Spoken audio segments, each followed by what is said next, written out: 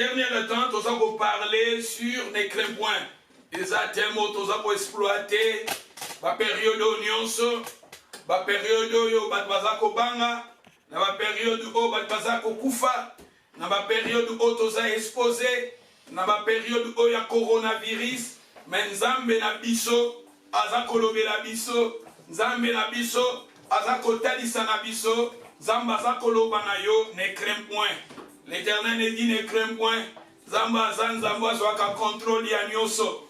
Bible lobi même alléluia basuki ya mituna biso. Zamba kontaka yango. Dieu il connaît ta vie, il connaît tes besoins, il connaît. C'est pour cela Zambe wana tomiti ke pai na ye, ya lobi akocha libanda te oya koye pai na ye. Nazakolo bana na Nzambe ces derniers temps tozako parler ne crains point. Nzambe ndaza mobateli malamu yenda za mobomi malamu to bandaki ko parler to lobaki ke Nzambe soki a se révéler na libota na ye Nzamba lobaka ne crains point. Je vous ai montré dans la Bible au début, je vous ai montré Abraham, je vous ai montré Isaac, je vous ai montré Ismaël. Dieu avait dit à Ismaël avec Agar ne crains point. Nzamba lobaki na Isaac ne crains point. Alobaki na Jacob ne crains point, na Josué ne crains point. Na Gédéon ne craint point. Alobaki na ba serviteur na ye nyonso babanga te. Même ban onji ya Nzambe tango babandaki ko bimela bato na Nzambe babandaki ko loba ne craint point. Onji tango bimela ki Marie, ayebisa ki Marie poizo azeli ya Jésus, ange ayebisa ki ne craint point. To bina kati na Bible Nzambe tango atinda ki lisusu onge na ba pareil ya Samson, ya plutôt ya Jean-Baptiste, Nzamba lobaki ne craint point. Nzambe na kati na Bible même na ba serviteur na ye message ya ba serviteur en Nzambe ezalaki ne craint point. Na lakisaki biso Moïse yenda lobaki na bana Israël ne craint point, restez en place, les Égyptiens que vous voyez vous ne les verrez plus jamais. Message ya basali na Nzambe ya Eli ya Élisée ya basali na Nzambe ya Moïse, message ya David, message ya basali na Nzambe na Bible ezalaki ne crains point. Yango ekotisaki biso na livre ya Ruth. Et na kati ya livre ya Ruth tomonaki lisusu Boaz ayebisaki na Ruth ne crains point. Tolobaki Boaz tango bakutanaki na Ruth na livre ya Ruth chapitre 3, Boaz ayebisaki Ruth ne crains point. Sokotangi na Ruth chapitre 3 otangi na verset 5 jusqu'à la verset 14, je pense na verset 11. Bayebisi Ruth ne crains point. On a dit bayebisaki Ruth ne crains point parce que Ruth alekaki na ba difficulté belé na vie na ye. Ruth akufelaki mobali na ye. Ruth akutalaki na ba problème jusqu'à ce que ayeko fanda na mboka oyo ezalaki mboka na ye te. Yango tango bakutanaki na mosali na Nzambe, bakutanaki na Boaz. Boaz o balobi azalaki un homme riche. Boaz o balobi azalaki un homme puissant. Message ya Boaz avec Ruth ezalaki ne craint point. Yango pe Nzambe azoyebisa yo ndeko nyonso azolanda message oyo de près de loin. Ndeko nyonso azolanda message esika ozali na ndako na yo, ozolanda message oyo lauti ye na ndako na yo, na bana na yo, na famille na yo, Nzambe azoyebisa yo ne craint point. Coronavirus oyo ekesimba yo te au nom de Jésus. Coronavirus nalobaki na bana na Nzambe même na kati ya na armée na bitumba ba militaire bakenda na bitumba, chaque militaire a dit que soki na ke bitumba na kozonga ba soldat nyonso bakenda na bitumba na armée tant bakenda na bitumba bato nyonso oyo aza militaire tant azokende bitumba ayebi ke nazokende bitumba na kozonga na période oyo et Bible pe solo bana biso Bible solo ba toza ba combattant toza ba soldat Bible solo ba to combattre le bon combat de la foi. Et na bitumba o toza nango coronavirus ezo simba ezo kwisa pe bato ebele toyebi pe ezo kokwisa même basali na Nzambe ezo kwisa même bana na Nzambe. Mais ngai nalingi tokoma na point wana te parce que moto na moto aza na jour na botamaka, moto na moto aza na jour na ye oyo abotama. Ndenge toza awa soki moto moko aza na pembeni na yo akwei elingi koloba te yo po kokweya non. Yango nalobaki ke en tant que bana na Nzambe il faut te confesser à la foi. Il faut te confesser à la foi. na lingite otala moto aza bela moto wana kufi chrétien wana kufi pasteur wana kufi na lingite juge batu wana te mais nga nazoloba na yo matisa niveau ya foi na yo mutu na mutu aza na relation na ye na nzambe mutu na mutu aza na ndenge na ye amonelaka makambo nzambe asalaka mpe na biso selon notre volonté asalaka na biso selon notre volonté. Regardez cette femme qui avait la perte de sang pendant 12 ans. Ezalaki mpe na bato mosusu babandaki kosimba Jésus babandaki kobika te mais cette femme elle avait dit soki nga na simbi na kobika c'est-à-dire niveau ya foi na ye niveau ya foi na ye etindaki mpe nzambe asala na ye makambo ebele mais tandis que bato mosusu mpe babandaki kosimba Jésus sans la foi bazosimba Jésus sans la foi bazosimba Jésus na kobanga bazosimba Jésus na doute eza lokola coronavirus bato mosusu baza kobanga mais eza bato mosusu baza na foi zala na foi. La Bible nous dit la foi vient de ce qu'on entend, ce qu'on entend vient de la parole. Okoki kozanga foi mais okoki kozwa pe foi foi balobi ewutaka na maloba na nzambe. La foi vient de ce qu'on entend et ce qu'on entend vient de la parole de Dieu.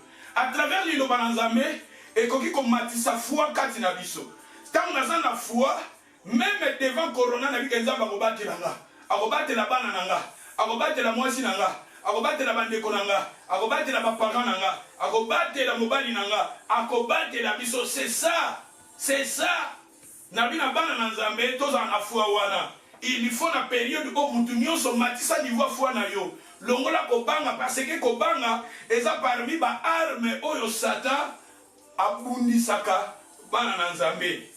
Il faut te confesser à la foi, il faut te déclarer à la foi que le corona est invisible yo posa invisible yo zali invisible. Sokotangi na livre ya Esaïe chapitre 42 Esaïe 42 bien Esaïe 43 okomona nzamba soloba okotambola même likola moto mais moto ke tumba yote okotambola likola moto ke tumba yote moto wana ezali neza ba problème moto wana ni neza ba difficulté moto wana ni neza ba problème oyo na bo moto kokokate. C'est ça coronavirus zala na foi que coronavirus ekelekeke simba yote coronavirus ekelekeke simba ndako na yote coronavirus eke simba bapara na yote. C'est ça il faut confesser yango au nom de Jésus. Bible dit oto kangi na se e kangami likolo oto funguli na se et fungwami likolo. To bale ko parler sur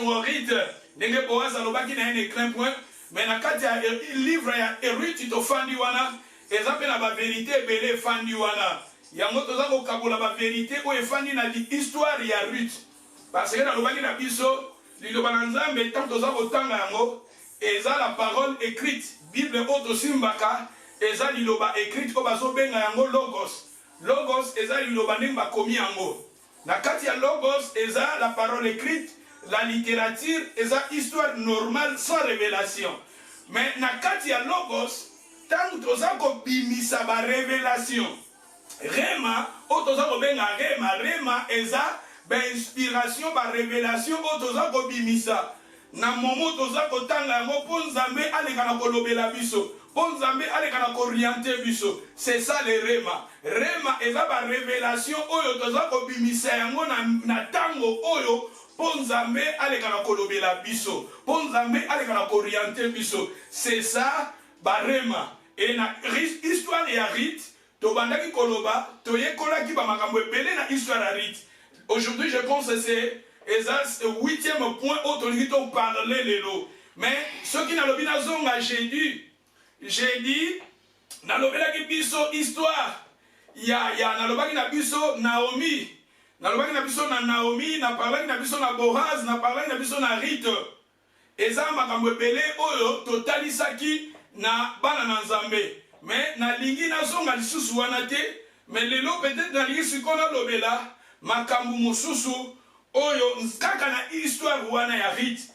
Et ce qui toke na livre ya Rite chapitre 2 na livre ya Rite chapitre 2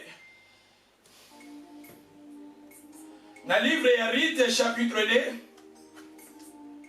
na verset 11 Boaz lui répondit on m'a rapporté tout ce que tu as fait pour ta belle-mère na lingi wana on m'a rapporté tout ce que tu avais fait à ta belle-mère depuis la mort de ton mari et comment tu as quitté ton père, ta mère et le pays de ta naissance pour aller vers un peuple que tu ne connais point auparavant. Nalingi kato sukawana. Eza ndenga tangi passage wana. Eza na 3 points où eza important toko kabola wana. Eza na 3 points. O esfani kaka na phrase wana. Mais toko kabola kaka point moko lelo. Peut-être jeudi toko kabola suba point mususu. Boaz alobi. Boaz lui répondit. On m'a rencontré. On m'a rencontré. On m'a rapporté. Na français courant, on a dit on m'a rencontré. Babete linga. Na awa balobi ba meme linga. Na version na bino. Alobi ba meme linga sango. Makambo yo salaki. Na belle-mère na yo. Ba meme linga. Alobi ba meme linga. Kuna na français courant plutôt balobi ba bete linga. Ba yebi singai. Ba meme linga. Makambo yo salaki. Na belle-mère na yo. Depuis la mort de ton mari. Na l'Église surtout kanga awa. Ba beteli ngai. Ba yebisi ngai. Ba rencontre ngai. Makambo yo salaki na belle-mère na yo. Depuis la mort de ton mari. Et comment tu as quitté ton père. Et tu as quitté aussi ta mère. Et tu as quitté aussi le pays de ta naissance. Pour aller vers un peuple que tu ne connais pas auparavant. Et ça, 3 vérités, ça, voilà. Mais, la ligne a parlé car la vérité, moko, lelo, la vérité, moussousou, na kolobe la biso, peut-être dimanche, plutôt jeudi, na dimanche, o ezoya. O, na lobi, na l'histoire, y a rit, ne crains point, et ça, na la vérité, au fait, ozo kabola. Pour, il faut te pousser ma pensée na biso plus loin. Parce que puis les autres va molimo tozanango, et ça molimo sans mesure. Le Saint-Esprit otoza, molimo tozanango, et ça na mesure mon côté. Le Saint-Esprit a ça na mesure mon côté. Mais na lingi awa, tout kanga point o ezali très important. O na lingi na développer lelo, on m'a rencontré. On m'a rapporté, ba betelinga, ba yebisinga, et non qu'on a la ligne de la biso yangwana. D'où, pour n'a résumer ma phrase wana, que Boaz connaissait la vie passée de Ruth. Boaz connaissait la vie passée de Ruth. Parce que la Bible nous dit ici, alors ba betelinga, ba yebisinga, makambo yo salaki. Makambo yo salaki na belle-mère na yo.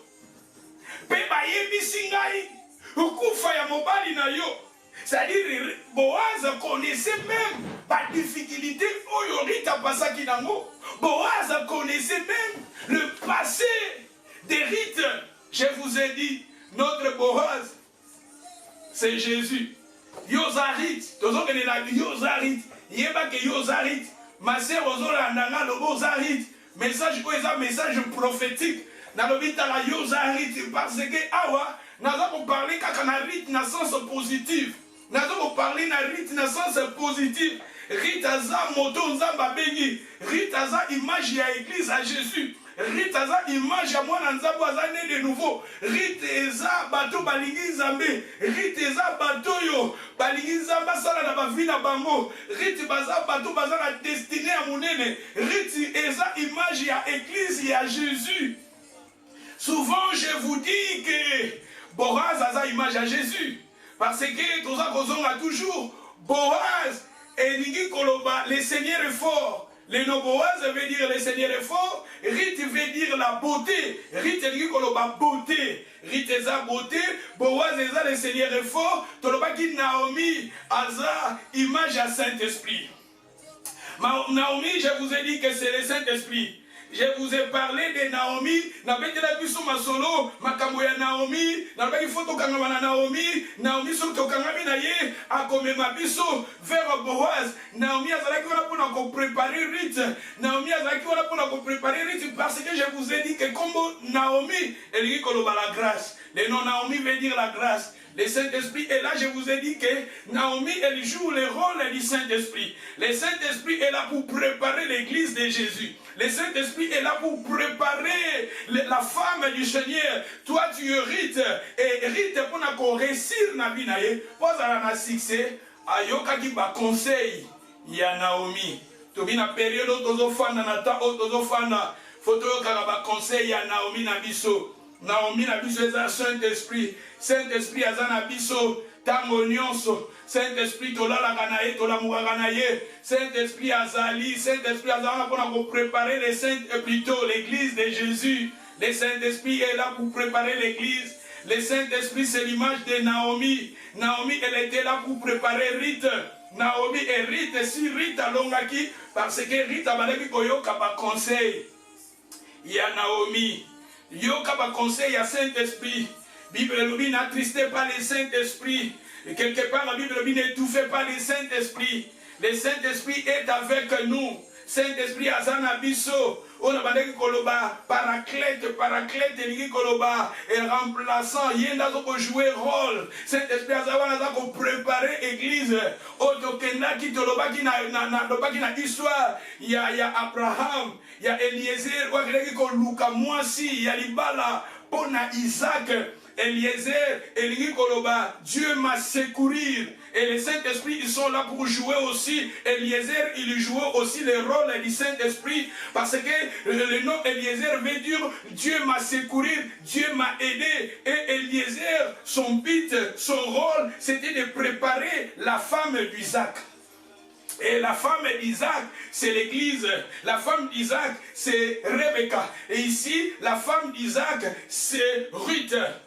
Et tout le monde a dit Eliezer parce que Eliezer, ce qu'on a dit dans Romains chapitre 8, verset 26, et ça qui n'a pas cette mission dimanche passé, verset 26, 5, verset 25, jusqu'à verset 28, Bible elobi, Bible elobi, Saint-Esprit, azawa pona ko aider biso, poto yebite ko sambela. Mais le Saint-Esprit est là pour nous aider à prier, à demander. Le Saint-Esprit, il est là pour nous aider. C'est-à-dire, Eliezer veut dire Dieu nous a aidés, Dieu nous a secourus. Le Saint-Esprit est là pour aider, préparer l'église. Et comme Eliezer, il était là pour préparer la femme d'Isaac. Et la femme d'Isaac, c'était Rebecca. Et Isaac, c'est notre Jésus. Abraham, il jouait le rôle de Dieu. Il y a Dieu le Père. Dieu le Père, Abraham. Isaac a Dieu le Fils. Eliezer, c'est le Saint-Esprit. Et pareil aussi ici, et c'est quand on a maintenant, Boaz a une image à Jésus. Et Rite a une image à l'église. Rite a une image à l'église. Et Naomi a une image à Saint-Esprit. Saint-Esprit azawana apona ko aider l'église. Saint-Esprit azawana pona ko sunga l'église. Pona ko préparer l'église. Mais et si quand on a botanga awa, et si quand on tangi, balobi Boaz azoye bisarit, baye bisingai, babeteli ngai, concernant vie na yo, passé na yo. Boaz voulait dire que passé na yo, ba difficulté na yo, ba problème na yo, même ba problème ya famille na yo, ba problème na yo a passé nga na ye yango. Boaz etanga zo solola na riti awa, ayeba ki makambu nyonso ya riti. Ma sœur nalingi na yebisa yo, Nzambe pe ayebi makambo na yo. Nzambe ayebi ba difficulté na yo. Le Seigneur, il connaît tes problèmes. Boaz, notre Boaz, c'est Jésus-Christ. Jésus-Christ, il est notre Boaz. Ma sœur, mon frère, Boaz qui est l'image de Jésus, il connaît tes difficultés, il connaît tes problèmes. Et toi, tu es Ruth, n'a pas problème na yo nyonso. Seigneur ayebi ya. Seigneur ayebi ma problème na biso nyonso. Seigneur ayebi oza malade. Seigneur ayebi oza na ba problème. Seigneur ayebi oza ngimbongo. Seigneur ayebi oza kolela ba problème nyonso yo koki kozala nango même obeteli yango moto te. Ah, bazolo bana biso Boaz azoyebisa bayebisi ngai. Oh Seigneur ayebi hein. Oui que pourquoi ba ange babengaka bango ba messager. Ba ange baza ba messager. Bazala pona ko ba message pa Nzambe. Seigneur a yebi ba problème na biso. Seigneur a yebi ba difficulté na yo. Seigneur a yebi osa critiquer, osa rejeter. Seigneur a yebi ozolika na ba combat entre tes amis, ba amis na yo intime. Ozolika na ba problème. Seigneur a yebi ozolika na ba problème na musala. Seigneur a yebi ozolika ba difficulté na famille. Seigneur a yebi ozolika ba difficulté na foyer. Seigneur a yebi ozolika ba problème mususu. Ezosilisa yo pongi, ezosilisa yo posa ko vivre. Seigneur a yebi ba problème oh yo koki ko passer nango d'une manière d'une autre. Mais ba problème mitema. Seigneur a yebi yango. Boaz a yebi sirit. Ba yebi sakinga. Ba betela kinga. Seigneur a yebi ba problème na yo. Notre Dieu, notre Seigneur, Seigneur Jésus, il y connaît tes problèmes, il y connaît même les difficultés, les détails, Seigneur a bien. Pour moi, awa, Boaz a zoyebi sarit, alors oui, nayebi. Wana na lingika na point oyo, na parler na biso na point oyo.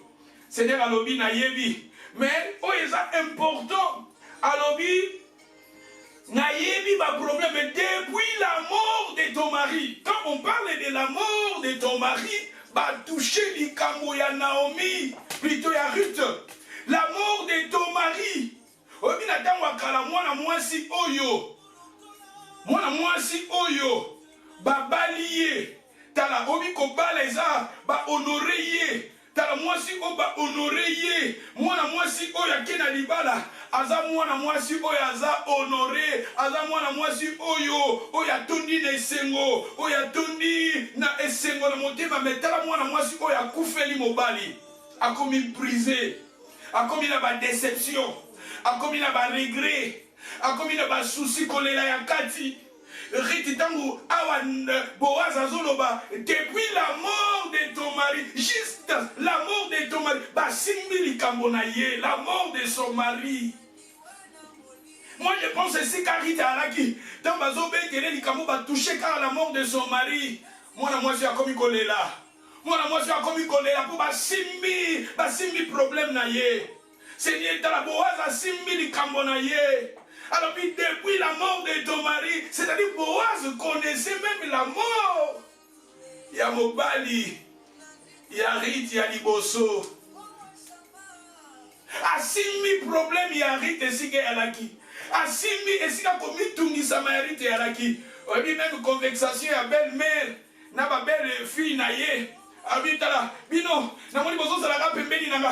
Bino bozo kanisa ngani na komi mobange lelo pe na bozo mobali wana tobota na ye. Bongo bino boze la bana wana esika bakokola bongo bobala bango, c'est-à-dire Naomi ayeba kike ba Ruti baza singa nanga parce que bazo luka libala. Bazo luka mobali. C'est-à-dire bana basi oyo problème na bango ezalaki babungisaki mibali na bango. C'est-à-dire awa tokoni pe Boaz ayi ko simba esika problème yaraki. Nasolo bana yo de kozola na message yo ba problème na yo Seigneur ayebi. Ba problème oyo sozo passer nango na vie na yo, na santé na yo, na bomoi na yo Seigneur ayebi. Seigneur ayebi. Et ça n'a pas problème où tout bête la batute. Et ça n'a pas problème où ils ont passé dans coller la yakati, bas désir intérieur, bas blessure intérieure, bas rejet intérieur, bas nyoso wana Seigneur ayebiango. Nazoro ba Seigneur ayebiango. Notre Seigneur ayebi ba problème yabana na ye. Seigneur a yebi kolela ya bana na ye. Seigneur a yebi besheki na biso. Seigneur a yebi batu ba rejeta yo. Seigneur a yebi batu ba kritikaka yo. Seigneur a yebi batu ba koma ko beta kombolo na ndenga mabe. Seigneur a yebi batu ba koma ko loba n'importe quoi sur ta vie, sur ton foyer, sur ton mari, sur ta femme, sur ta vie. Le Seigneur il y connaît. Seigneur a yebi. Alors ba ange na ye bazar. Ba ange ne baza ba messager azana ba serviteur na ye baza parce que so tangi histoire ya Boaz c'était les serviteurs, les moissonneurs, les servants, on va demander qu'on bête la Boaz. C'est-à-dire, Seigneur a yebi kolela na yo. Yo kanisi, on les gagara ba problème mususu. Et ça va serviteur, on va prier à yo. On va aider sa kanzambe ba problème na yo. On va aider sa kanzambe ba difficulté yo pasaka na yango. Du Seigneur aza au courant. Mais c'est message à l'élo, Seigneur aza lo banayo aza au courant. Il y a pas problème yo sozo passer là. Aza au courant, il y a pas difficulté yo zo kutana nango. Aza au courant, il y a pas problème yo sozo le kana libota na yo. Aza au courant, il y a un problème yo sozo le kana foyer na yo. Les seigneurs aza au courant, n'a pas problème mususu kutu yo yebite. Oza spirituel. Les seigneurs aza zo contrôle na yango nyonso. Bituma mususu akundela ka yo yebite abeteli yo pete.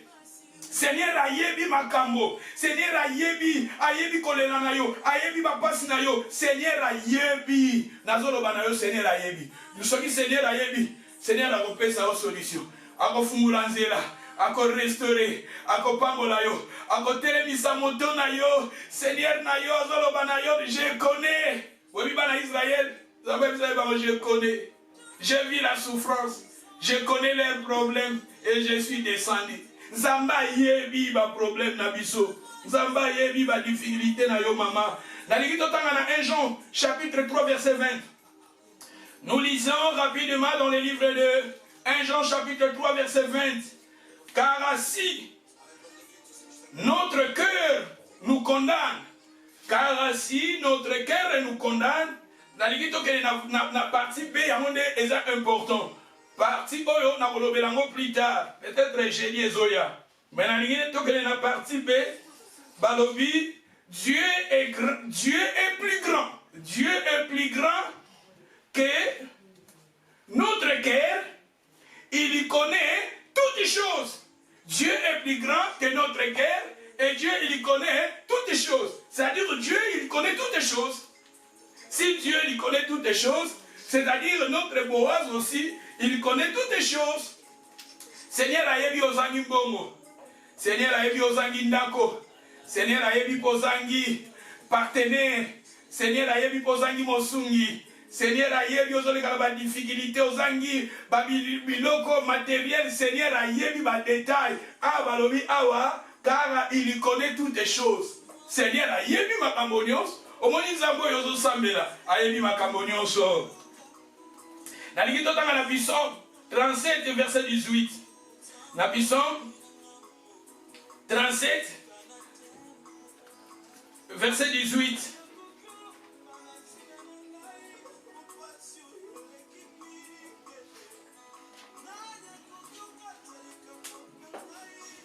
L'Éternel connaît les jours des hommes. L'Éternel connaît les jours des hommes intègres. Ah! Le Seigneur, il connaît les jours des hommes intègres.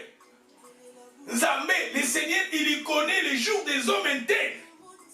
C'est-à-dire, Bisso, Seigneur a yebi mikolo na biso. Il connaît tes jours. Balobi, peut pas continuer, Balobi. Et leur héritage, dire à jamais, l'héritage à banani, il y a un homme intègre. Héritage na yo, et que ou me la seko na seko. L'héritage na que ou me la seko na seko, come on. Aïe aïe aïe aïe aïe aïe aïe aïe aïe. L'oba héritage na et que ou me la seko na seko. Yosa rite, osa un homme intègre. Yosa rite, osa la femme du Seigneur. Et la Bible nous dit, le Seigneur, il y connaît les jours des hommes intègres. Et Balobi est leur héritage. Dire à jamais, héritage nayo. Quel est maintenant ton héritage? L'héritage c'est la paix. Ton héritage c'est la paix. Parce qu'il nous a promis la paix. Et quel maintenant héritage c'est la faveur. Il nous a promis la faveur. Quel est maintenant l'héritage? C'est la joie. L'héritage c'est la prospérité. L'héritage c'est la santé. La Bible nous dit, il souhaite que tu prospères en tous égards. L'héritage, la Bible nous dit, il connaît leur héritage. Dire à jamais, tu as maintenant osana héritage na yo. Seigneur a yebi, il connaît. Seigneur ayebi. Ayebi yozozanga. Ayebi yozolega na moment moko difficile. Le Seigneur ayebi ozomituna na mituni nzambe. Tozomituna na ba question. Le Seigneur il connaît. Yango moni ayebisi riti na yebi. Yango ayebisi riti na yebi, na yebi. Na yebi depuis kutukufa mobali na yebi. Seigneur ayebi bakombo yo kutana nango. Seigneur ayebi bapasi yo kutana nango. Seigneur ayebi kolela yo lela. Seigneur ayebi pasio yo mona. Seigneur ayebi ba difficulté oyozo okutana nango. Ozo kutana nango maintenant même okutana nango na passé. Parce que quand on sa rite, la mort de son mari c'était Ezaki n'a passé. Seigneur ayebi même passé. Seigneur a même passé na yo. Seigneur a yebi ba kosela o makambo. Seigneur a yeba ndemo souffra. Seigneur a yeba, Seigneur a zo yeba ba difficulté yo zo kuta nango jusqu'à maintenant. Kolela motema na yo Seigneur a yebi. Ba blessé na motema na yo Seigneur a yebi. Ba combat yo zo passer na mo Seigneur a yebi.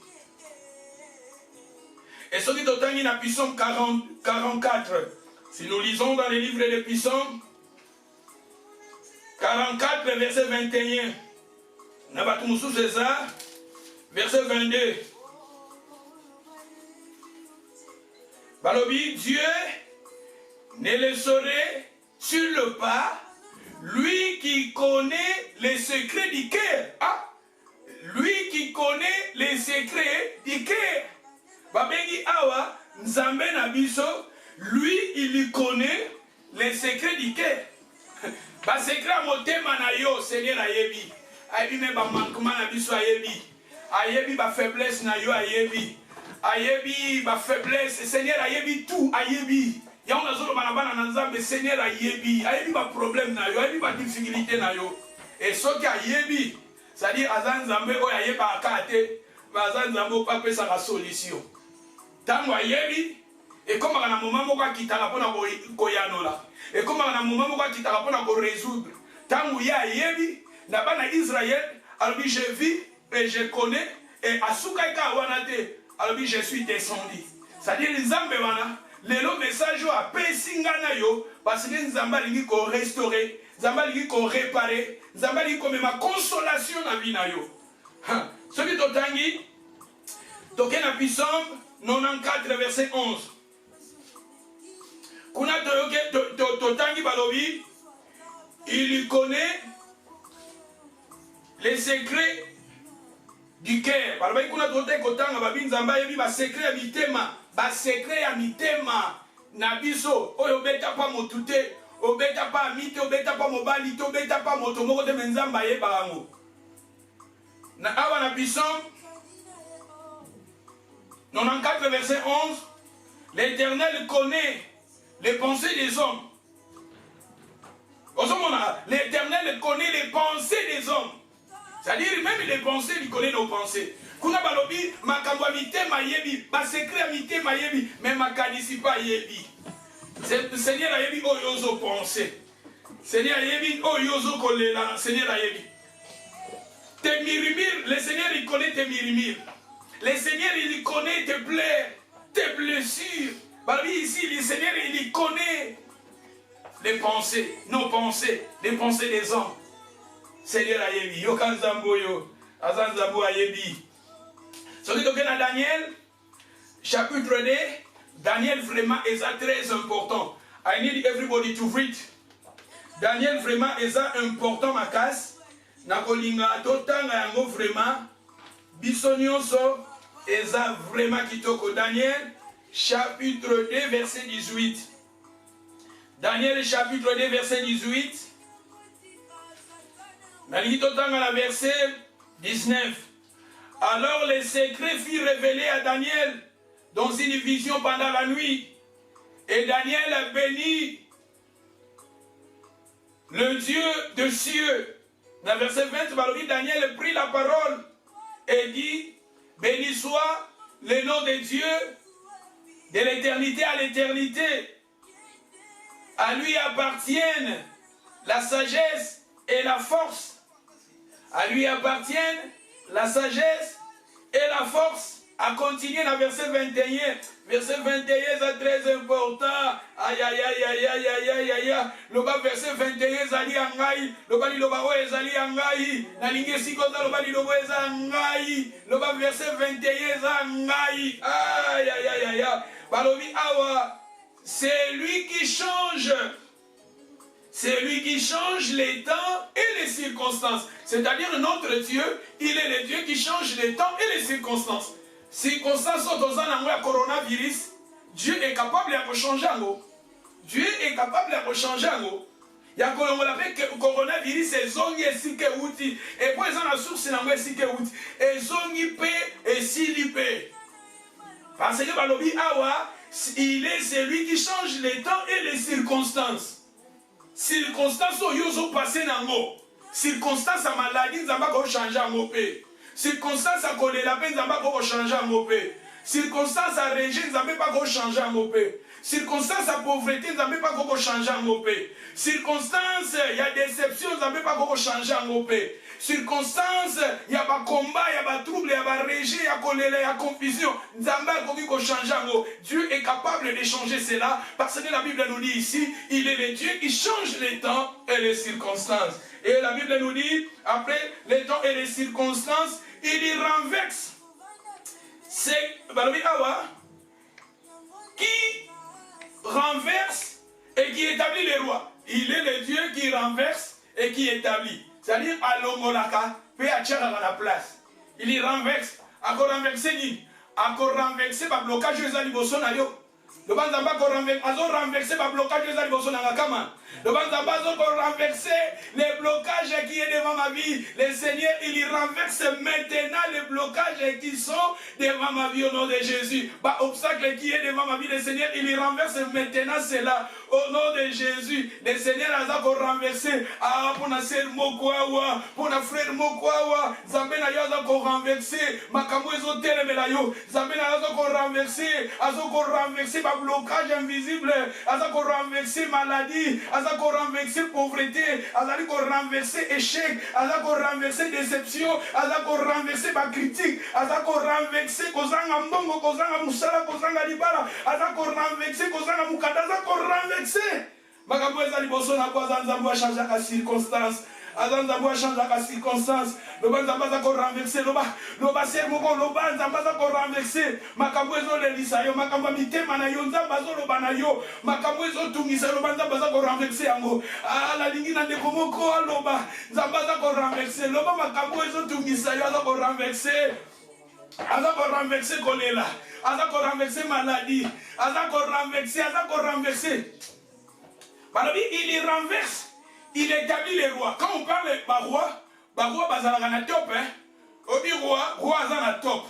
Roi aza, obi ndenge zalaka, soki na totani na hiérarchie ezalaka Dieu, après Dieu ezalaka ba royauté. Net na bamboka obiso toza na royaume.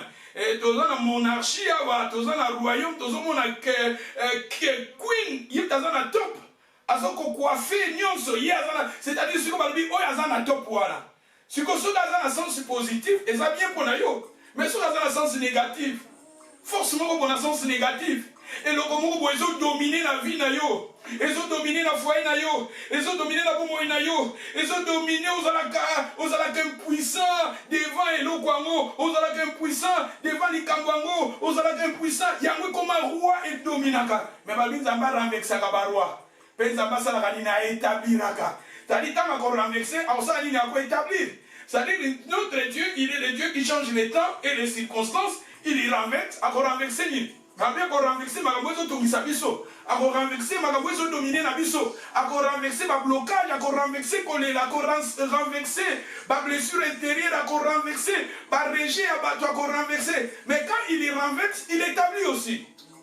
Il établit. Vous savez, la Bible nous dit dans le livre de Jérémie 1, verset 6, Zambé établit Jérémie, alors bien dit Jérémie, pour la kotonga, pour la établir, pour bâtir, pour planter, et pour la ruiner, pour la détruire, pour la abattre.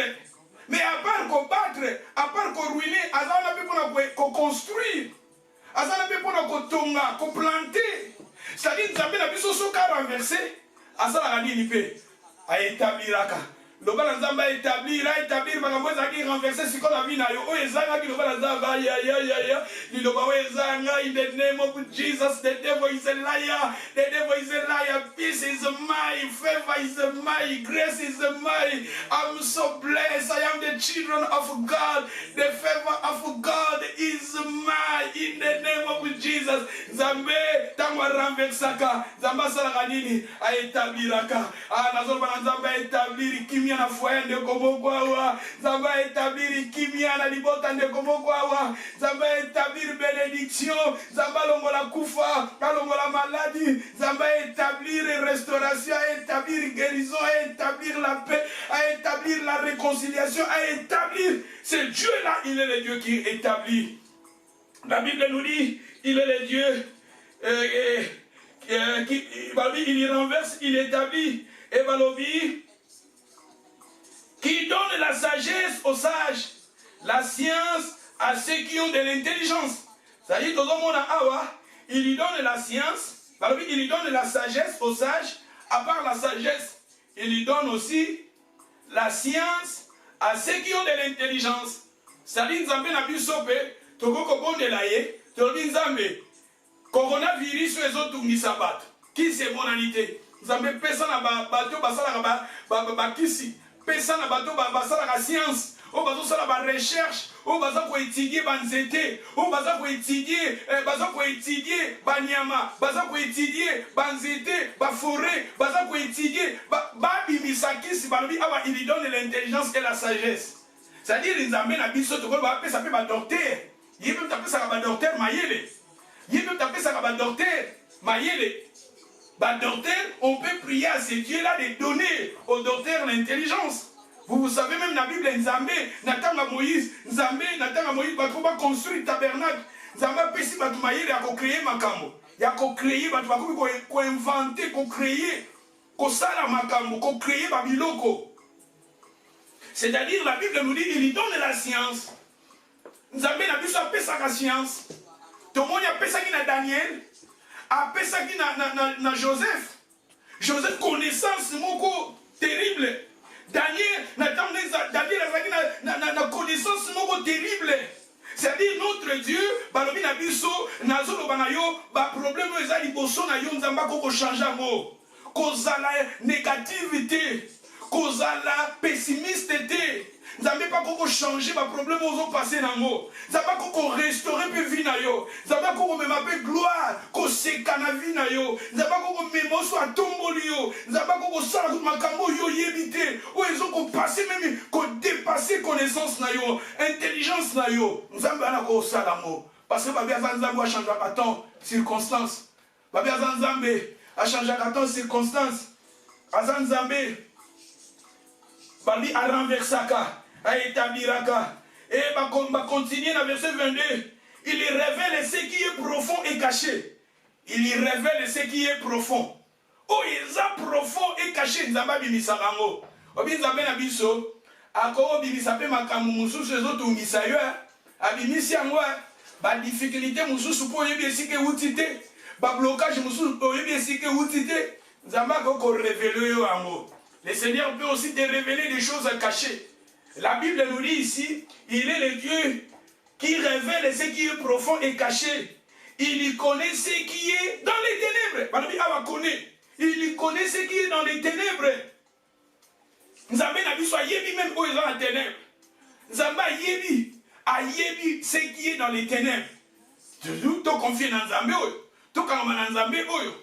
Même ceux qui sont dans les ténèbres, Nzambe ayebi yango.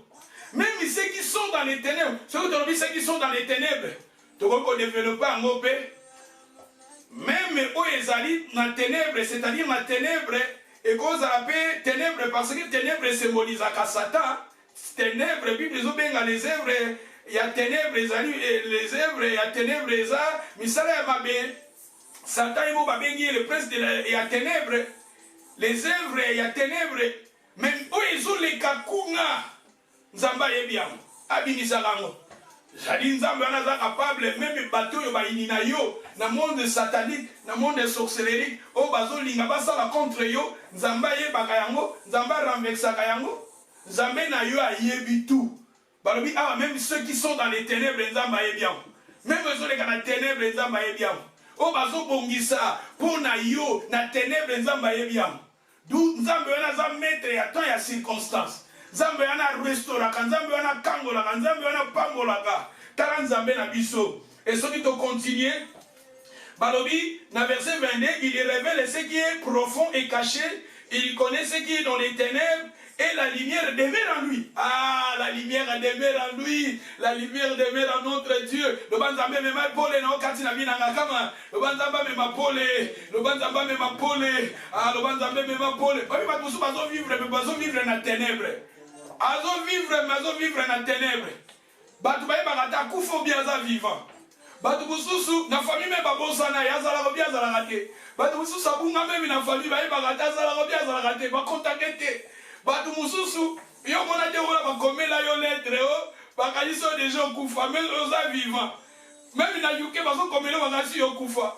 Batu mususu même mukanda mwa ya te bakaso kufa. Ah, eza ba foye mususu eza déjà kokufa. Eza ba bota mususu eza déjà kokufa. Mais nzambe na biso wana amemaka pole na ye na ba foye eza kokufa pour éclairage kota. Le banzambe me éclairage na foyer na ngai. Le banzambe me éclairage na vie na ngai. Le banzambe me éclairage na yo na ba faire na ngai. Le banzambe me éclairage pole na ye na vie na yo. Le banzambe, Seigneur amène ta lumière dans ma vie. Seigneur amène ta lumière dans mon foyer. Seigneur amène ta lumière dans mes affaires. Seigneur amène ta lumière dans mes business. Seigneur amène ta lumière dans mes projets. Ah, de Devoiselaya. Le banzambe me ma pole na yo na vie na ngai. Le banzambe me ma pole na yo na santé na ngai. Ah, de Devoiselaya. Le ba de Devoiselaya. Le ba de Devoiselaya.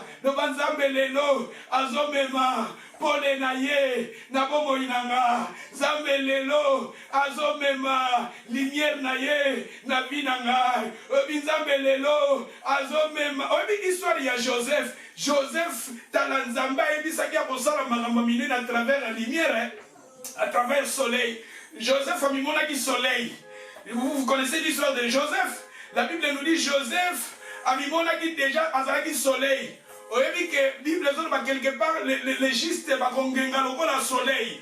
Même Jésus-Christ a dit, je suis la lumière du monde. Même la Bible quelque part, nous sommes la lumière du monde. Quand on parle de la lumière, les hommes ma lumière, les hommes la ténèbre.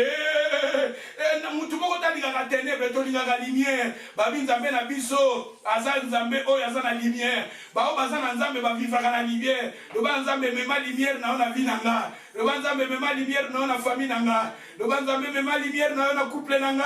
Le Banzambé met ma lumière dans la kunanga. Ah, le Banzambé met ma lumière dans la bana nanga. Le Banzambé met ma lumière dans la libota nanga. Azan Zambé met ma lumière. Le Bana met ma lumière na ye. Ah, Zabazako met ma lumière. Na viande komoko. Ah, Zabazako met ma lumière. Na ma bota moko. A changeant ta circonstance. Zabazako met ma lumière. Obi lumière. Biso ne donne la lumière. Et si la lumière est ça. Oui, mais si la ténèbre est ça. Oui, bien, ténèbre est ça, ma belle. Parce que ma kamoumin ya ma belle, ça la ténèbre. Bando qui va lui marrer la ténèbre. Oui, bien, bateau yo est ça. Hein? Bateau ça là, bad behavior. Et ça va mis la ténèbre. Bateau ça là, comportement ya ma belle, et ça va la ténèbre. Mais il va y avoir la ténèbre. Ténèbre.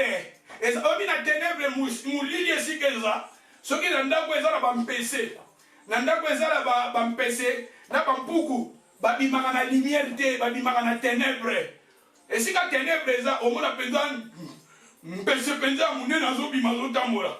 Et si ka ténèbre eza au mona penza mpuku ya munene azobima ka funguli nzungu penza biloko funguli po ténèbre eza. Mais si ka lumière eza ba kimaka. Et si ka lumière eza fa ba foyer musu ezo vivre na ténèbre. Ba couple musu bazo vivre na ténèbre. Et ça ba musu bazo vivre na ténèbre. Mais si ka lumière eza ba mpuku ba okima bango moko. Ba mpese ba okima bango moko. Oboli ndako eza la ba mpuku et ça ozaka na bampese soki ténèbre eza babimi bazofete bazotambola bazomata na bakiti bazomata na bato me ntango lumière ekotaka bakimaka. Nzambe azomema lumière na vie ya sœur moko, Nzambe azomema lumière na bomo ya couple moko awa, Nzambe azomema lumière na vie ya bana na ye, Nzambe azomema lumière bampese baza kokima, bangungi baza kokima, bampuku baza kokima, bampuku bandoki baza kokima, bapuku bablokage baza kokima, ya confusion baza kokima, ya kufa baza kokima. Po Nzambe aza Nzambe oyo amemaka lumière. Nzambe mema lumière na yo, loba Nzambe mema lumière na vinanga, lumière ya Nzambe eza kokota, loba lumière ya Nzambe eza kokota na vinanga, loba lumière ya Nzambe eza kokota na santé nanga, loba lumière ya Nzambe eza kokota na ndako nanga, loba lumière ya Nzambe eza kokota na bana nanga, loba lumière ya Nzambe eza kokota na couple nanga, loba lumière ya Nzambe eza kokota na séjour nanga, na musala nanga. Lumière eza kokota, the devil is a liar. I'm so blessed. Alléluia. Et ceux qui te continuent, balobi, namoni na suka wana, mais nalingi tokele poto silisa, nalingi totanga Exode chapitre 3, Exode chapitre 3, verset 7. Balobi, l'Éternel dit, je vis la souffrance de mon peuple qui est en Égypte. Il a dit, j'ai vu la souffrance de mon peuple qui est en Égypte. Nzamba monaka, Nzamba yebaka.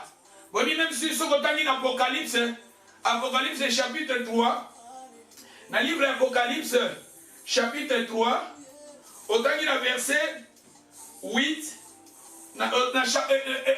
Apocalypse chapitre 3, mais tout autant dans Exode 3, verset 7.